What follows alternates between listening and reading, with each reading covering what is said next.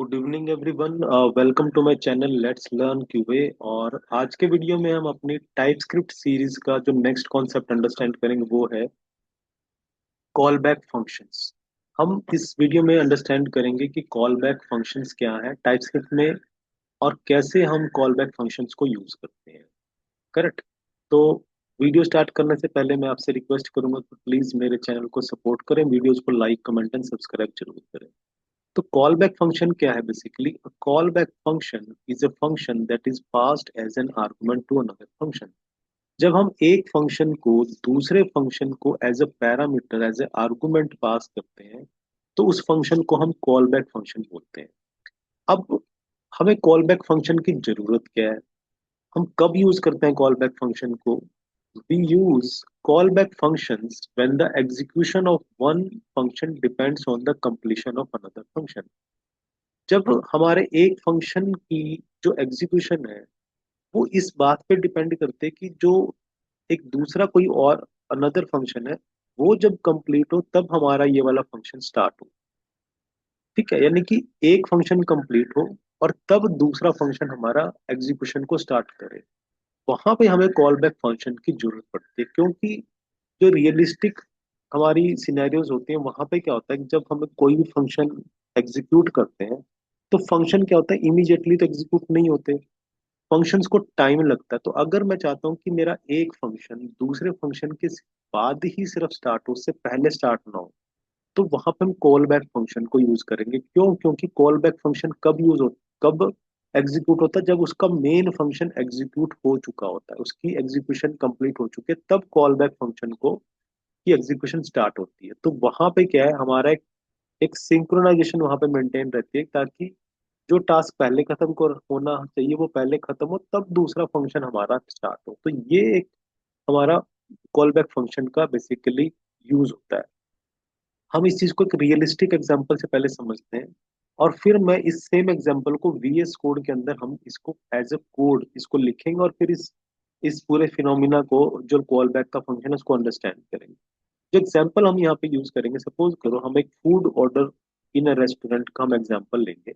अब होता क्या है कि सपोज करो आप एक रेस्टोरेंट में जाएंगे, ठीक है, और वहां पे आप क्या करते हैं, वहां पे यू प्लेस एन ऑर्डर, आप एक ऑर्डर प्लेस करेंगे। जब आप ऑर्डर प्लेस करते हैं तो ऐसा नहीं होता कि आपको इमीडिएटली वो ऑर्डर आपको, यानी कि एक तरीके से आपको वो ऑर्डर आपको मिल जाएगा, नहीं। होता क्या है कि जब ऑर्डर प्लेस करते हैं उसके बाद the chef prepares the food. जो शेफ है वो आपके ऑर्डर को प्रिपेयर करेगा। तो शेफ को क्या बेसिकली कुछ टाइम चाहिए, ऐसा तो है नहीं को इमीडिएटली इस चीज को प्रिपेयर कर देगा, उसको कुछ टाइम चाहिए डिपेंडिंग अपॉन आपने क्या ऑर्डर प्लेस किया है। अब जब फूड रेडी हो जाएगा, when the food is ready the waiter calls you. आपको जो है वेटर तब कॉल करता है जब फूड रेडी हो जाता है। आपको ऐसा नहीं है कि फूड अभी रेडी नहीं है और वेटर आपको कॉल कर रहा है कि भाई आपका फूड रेडी है, नहीं। अगर ऐसा होगा तो वहां पे क्या है, ये प्रॉपर सिंक्रोनाइजेशन नहीं हो पाएगी। तो उससे क्या है, जो ओवरऑल रेस्टोरेंट का जो सिस्टम है वो मेंटेन नहीं हो पाएगा। क्यों? क्योंकि कस्टमर ये कहेगा कि मैंने ऑर्डर किया है और अभी ऑर्डर रेडी भी नहीं है लेकिन वेटर मुझे बोल रहा है कि फूड रेडी हो चुका है, तो यहाँ पे एक डिसरप्शन क्रिएट हो जाएगी। तो बेस्ट तरीका ये है कि हम कस्टमर को तभी नोटिफाई करेंगे, वेटर कस्टमर को तभी कॉल करेगा जब फूड रेडी हो जाएगा। तो उसके लिए हमें क्या करना पड़ेगा, हमें इस प्रोसेस का वेट करना पड़ेगा जब जो शेफ है वो फूड को प्रिपेयर कर रहा है। हम उससे पहले कस्टमर को नोटिफाई नहीं कर सकते, कस्टमर को कॉल नहीं कर सकते। तो ये जो चीज है basically that calling you when food is ready, यानी कि कस्टमर को जो कॉल करते हैं जब फूड रेडी हो चुका है। इस ये जो फिनोमेना है ये एक तरीके से कॉल बैक फंक्शन का आप समझे एक एग्जांपल है ना। वो कॉल बैक कैसे है, क्योंकि वो वेट करेगा जब जब तक कि फूड हमारा प्रिपेयर ना हो जाए, जो शेफ है उस फूड को प्रिपेयर ना कर दे। तो ये एक मैंने जस्ट एक सिंबलिक एक यहाँ पे एक चीज आपको यहाँ पे बताई है। अब हम इस चीज को सेम प्रोसेस को हम अपने वीएस कोड में इम्प्लीमेंट करें।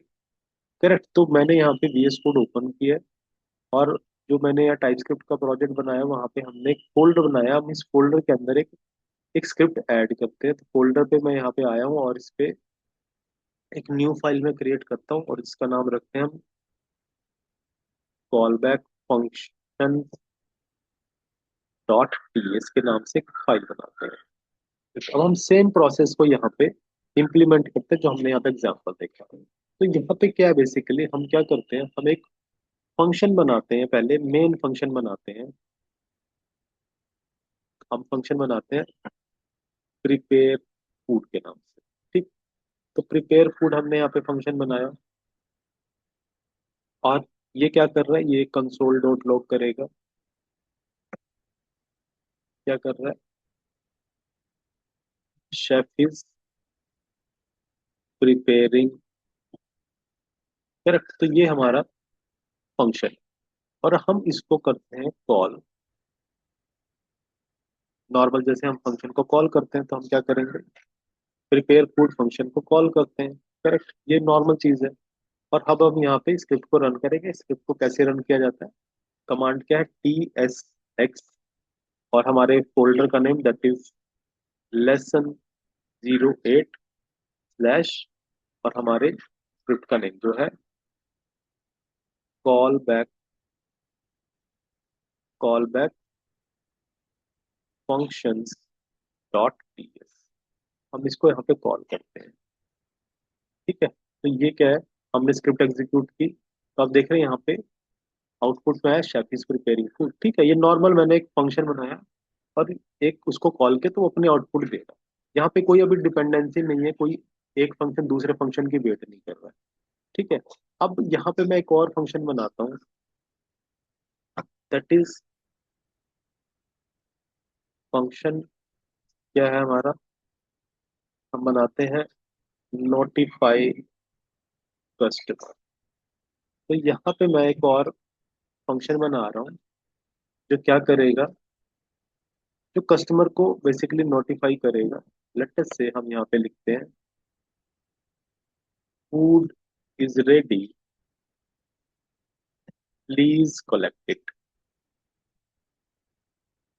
ठीक है, तो ये हमने एक फंक्शन और बनाया।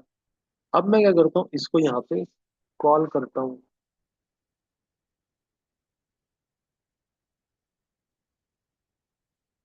मैं इसको कॉल करता हूँ तो अब ये क्या करेगा, आप देख रहे हैं।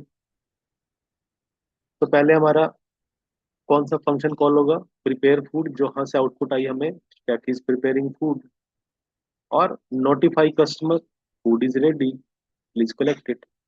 तो अब आप यहाँ पे देख रहे हैं कि मैंने दो फंक्शन बनाए और उनको कॉल कर लिया। यहाँ पे मैंने अभी कॉल बैक का कोई भी कॉन्सेप्ट यूज नहीं किया। करेक्ट। तो लेकिन यहाँ पे भी तो से यहाँ पे भी तो मेरा जो एक तरीके से जो प्रोसेस है वो प्रॉपर फॉलो हो रहा है। क्यों, क्योंकि पहले हमारा काम क्या कर रहा है, chef is preparing food, food is ready, please collect it. यानी कि पूरा एक सिंक्रोनाइजेशन मेंटेन है यहाँ पे। पहले फूड प्रिपेयर हो रहा है और फिर हम कॉल कर रहे हैं कि भाई please collect it, food is ready. तो यहाँ पे हमने ये प्रोसेस इंप्लीमेंट कर लिया, लेकिन यहाँ पे कॉल बैक का कोई रोल नहीं है, और हमारी आउटपुट भी परफेक्ट आई है। यही तो हम चाहते थे कि भाई जब फूड रेडी हो तभी कस्टमर को कॉल किया जाए कलेक्ट करने के लिए, तो वो यहाँ पे हो गया। ना ही मैंने कोई कॉल बैक फंक्शन यूज किया, दो फंक्शन बनाए, एक को कॉल किया दूसरे को कॉल किया। लेकिन रियल लाइफ में ऐसा नहीं होता।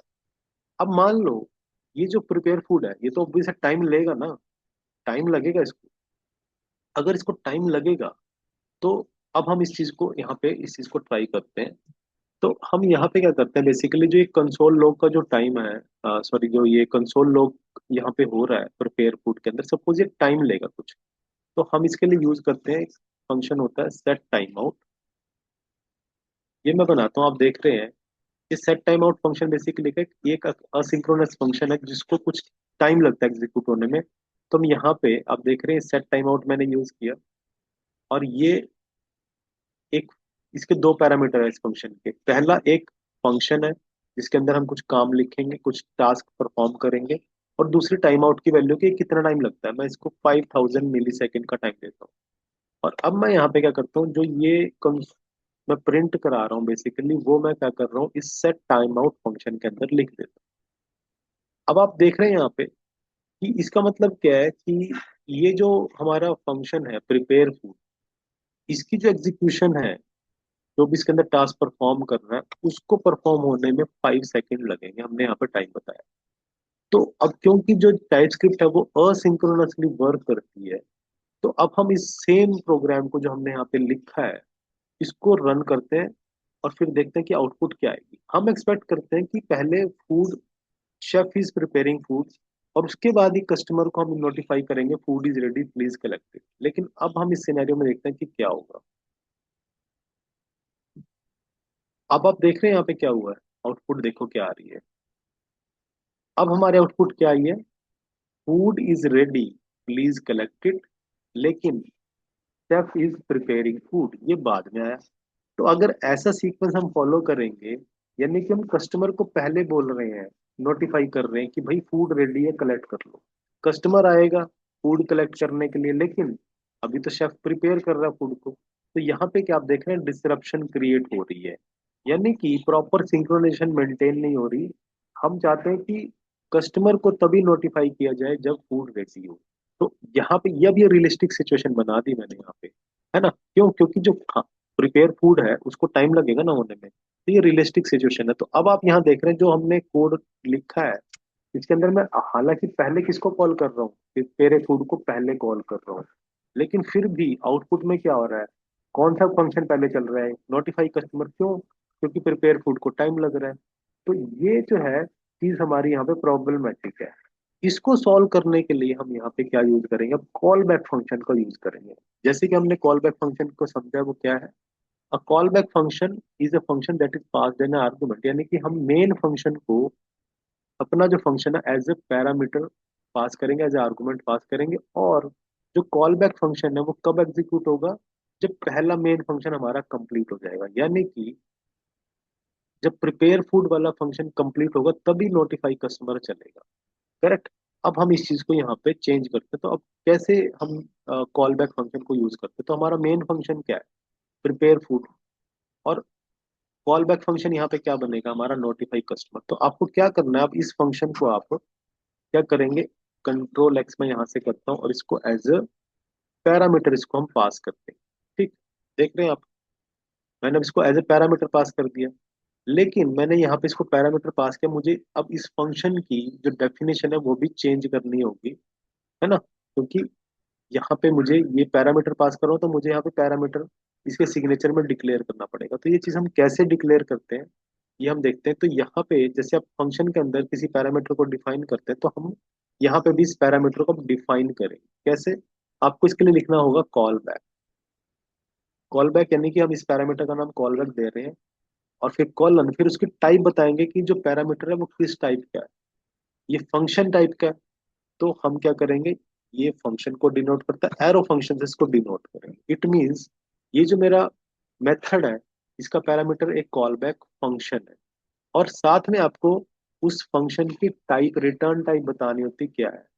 जो मेरा ये वाला मेथड है नोटिफाई कस्टमर, इसकी रिटर्न टाइप क्या है, दैट इज वॉइड। तो ये मैंने इसकी रिटर्न टाइप बता दी। ठीक है, तो यहाँ पे आप देख रहे हैं मैंने क्या किया, इस फंक्शन को मैंने as a call back function यहाँ पे पास किया है, और हमें जो मेन फंक्शन है उसकी जो सिग्नेचर है उसको मॉडिफाई करना है। हमें यहाँ पे बताना है कि ये हमारा पैरामीटर है जिसका नाम कॉल बैक है, और दैट इज अ फंक्शन, वो एक हमारा फंक्शन है। करेक्ट। और उसकी रिटर्न टाइप क्या है, वो है। तो ये हमने यहाँ पे एक सिग्नेचर को यहाँ पे अप्लाई कर दिया। ठीक है। अब हम चाहते हैं कि ये फंक्शन कॉल कब हो, कौन सा फंक्शन, नोटिफाई कस्टमर। तो नोटिफाई कस्टमर यहाँ पे कॉल होगा जब ये हमारा टास्क परफॉर्म हो चुका होगा, हम तब कॉल करेंगे किसको, कॉल बैक। आप इससे कंफ्यूज ना हो कि यहाँ पे कॉल बैक ही नाम होगा, आप इसको अपनी मर्जी से कोई नाम दे सकते हो। सपोज मैं इसका नाम यहाँ पे नोटिफाई रखना चाहता हूँ, ये नोटिफाई रखा मैंने इसका नाम। तो मैं यहाँ पे जब कॉल करूंगा तो ये क्या कॉल करूंगा मैं यहाँ पे, नोटिफाई। ये आप ऐसे भी रख सकते हैं ना कि ये एक नेम है, but as per the standard हम इसका नाम नॉर्मली कॉल बैक रखते हैं। बट आप इस नाम को खुद से, जैसे आप किसी भी पैरामीटर का नाम रखते हैं, आप कोई नॉर्मल फंक्शन बनाएं और उसके अंदर पैरामीटर पास करें तो पैरामीटर का कोई नेम देते हैं। तो मेरा यहाँ पे पैरामीटर का नेम है नोटिफाई, लेकिन ये पैरामीटर किस टाइप का है, ये कॉलन के बाद हम क्या है, टाइप को रिप्रेजेंट करते हैं ना। कॉलन लगाने के बाद मैं यहाँ पे बता रहा हूँ कि दिस इज अ फंक्शन, ये मैंने एरो फंक्शन से इसको डिनोट किया है, और इसकी रिटर्न टाइप वर्ड है। अब यहाँ पे इसको मैं कॉल कर रहा हूँ। तो ये मैंने यहाँ पे अब क्या किया, एक फंक्शन को as a call back function यहाँ पे कॉल कर लिया है। हम पहले कंसोल को क्लियर करते हैं। अब हम इस स्क्रिप्ट को रन करेंगे, और अब हम देखते हैं कि कॉल बैक फंक्शन कैसे काम करेगा। अब यहाँ पे आप देखेंगे कि कॉल बैक फंक्शन कौन सा है हमारा, नोटिफाई कस्टमर। तो नोटिफाई कस्टमर हमारा तभी वर्क करेगा, यानी कि तभी एग्जीक्यूट होगा जब हमारे प्रिपेयर्ड फूड जो फंक्शन है उसकी एग्जीक्यूशन कंप्लीट हो जाएगी, यानी कि यहाँ पे हम क्या है, इस चीज को सिंक्रोनाइजेशन यहाँ पे अचीव कर पाएंगे। अब आप देखेंगे ये 5 सेकंड का टाइम ले रहा है, क्यों, क्योंकि मैंने सेट टाइम आउट लगाया है। अब आउटपुट आप देख रहे हैं क्या है, शेफ इज प्रिपेयरिंग फूड, पहले ये प्रिंट हुआ है, उसके बाद ही मेरा ये फंक्शन कॉल हुआ है, कौन सा, नोटिफाई कस्टमर वाला, जहां पे हमने लिखा है food is ready please collect it. तो यहाँ पे जो हमने अब ये चीज अरेंजमेंट यहाँ पे लिखा है, ये हमने एक्चुअली में कॉल बैक फंक्शन को यूज किया है, कि कॉल बैक फंक्शन कब एग्जीक्यूट होगा, जब हमारे मेन फंक्शन की एग्जीक्यूशन कंप्लीट हो चुकी होगी। और ये जो मैंने एग्जांपल यहाँ पे बनाया है, इसलिए बनाया ताकि आपको एक रियल वर्ल्ड की सिचुएशन के अकॉर्डिंग ये चीज पता लगे कि कैसे काम करती है। हमने जब पहले यूज किया था तो क्या था, हम क्या कर रहे थे, प्रिपेयर फूड को अगर टाइम लग रहा है तो नोटिफाई कस्टमर पहले हमारा एग्जीक्यूट होना स्टार्ट हो जाता है। और वो रियल वर्ल्ड को इस सिचुएशन को सेटिस्फाई नहीं करता कि हम कस्टमर को पहले नोटिफाई नहीं कर सकते जब तक कि फूड रेडी ना हो। तो इस सिचुएशन को यहाँ पे हमने ये हैंडल किया using the call back function. तो ये पर्पस था हमारा कॉल बैक फंक्शन का यहाँ पे यूज करने का। आई होप ये जो कॉन्सेप्ट है ये आपको यहाँ पे अंडरस्टैंड हुआ है, क्योंकि मैंने आपको बिल्कुल स्टार्टिंग से पहले बिना कॉल बैक फंक्शन के नॉर्मली जब हम कॉल करते हैं तब मैंने दिखाया कैसे काम करता है, और फिर अब कॉल बैक फंक्शन को हमने यहाँ पे यूज करके बनाया है। आई होप ये जो सिंटेक्स है, ये जो कॉन्सेप्ट है, ये आपको अंडरस्टैंड हुआ है, और आप भी इसको अपनी प्रैक्टिस में जरूर यूज करेंगे।